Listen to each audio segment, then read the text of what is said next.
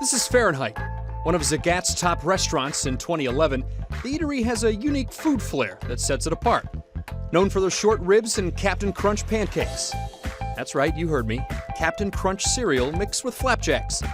The creativity of the menu comes from a culinary innovator that wears his love for two things on his chest: food and Cleveland, or as he calls it, New Cleveland.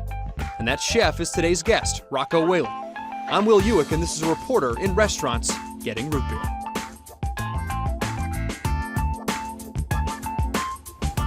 Hey, Rocco. Well, my brother, what's up? Good to see you, man. Good to see you. Appreciate you having me down for, looks like more than just one root beer here. That's right. We're going to be getting my loaded favorite today, huh? root beers.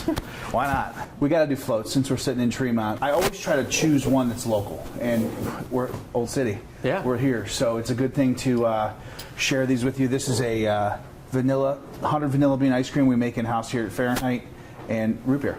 Sioux City and Mr. Frosty. Served in the snifter. That's red carpet right there. To sit here and share one of these with you with something that's produced inside the city limits. Cleveland's got a great vibe. The people here, the roll up your sleeves, the blue collar. That's what I love about this city. That's my city. That's my Cleveland. And we talk about New Cleveland. When was the turn? Well, when did you see it kind of turn? Because there for a while, it got that bad rap, and it was kind of going downhill. But I think we can all agree that are here right now that things are going well. Like it's on the uptick. When did that flip? I would say 08, 09, 10 was when it really started to identify. It doesn't hurt to have that kid from down the road in Akron. Yeah. It's not a bad thing that we sold out 490 some games with the Indians in the mid 90s. But also I think that with the sports teams not being the greatest pre-LeBron, people gravitated towards food and the Food Network, and Michael Simon got a show, and I did Chopped, and Jonathan Sawyer did his thing, and all the way now to Cleveland Hustles. Cleveland does hustle, and there's something more to it than just the name of that show. I hustled over here. And you're going to cover a big deal tomorrow, and that's what we do. When I was here with Michael 15, 20 years ago, we were the second and third restaurants in, or the first and second restaurants in. Now there's 15 restaurants in this neighborhood. You go to Ohio City, West 25th Corridor, and it's not only Sam McNulty, it's Town Hall. It's exploding. Yeah, it's great. And a Tabletop Cafe, and it's going to stretch all the way down now to Detroit Road. And obviously you see what Detroit Road's been doing in Detroit Shoreway. Cities are built on people. And I'll tell you that whether it's Manhattan, whether it's Cleveland, whether it's New York State, Rochester, Charlotte, Columbus, cities are built on people and what you make of it. So you got into being a chef here. You went into culinary school. Where was the light bulb for that? Were you just sitting at home one day and trying to start throwing stuff together? Hey, that tastes pretty good. I think I can do this for a living. Or where did it come from? There are two answers to that question. The first one was my mother was very protective, so as a overweight kid at 10 years old, she kept me in the kitchen to protect me from the mean kids at the bus stop. Second part to that equation would be I was the only Letterman football player at Menor High School in home ec with 18 other girls. So, and my cupcakes were boss. And I knew at that point that this has gotten you a lot of numbers. Yeah. And it's gotten you a good career. Thank you, My Mom. wife will love that. I've always loved to cook. I've always loved that whole harmonious Sunday suppers with your family and your Nona and your grandmother and sauce and Bernie Kosar and the Browns or whatever it may be that you gravitate to. Bernie comes to your family dinners? Sometimes. No kidding. I'm a fan, so he eats. We like to have fun, and I'm a Browns fan. I've got 5 restaurants going at Browns Stadium. Yeah, absolutely. When the games are going on, I'm a season ticket holder. I'm at the games. I'm not in the dog pound throwing biscuits anymore, but I was at one point. So now I sit back, relax, and I enjoy people to see them enjoying themselves.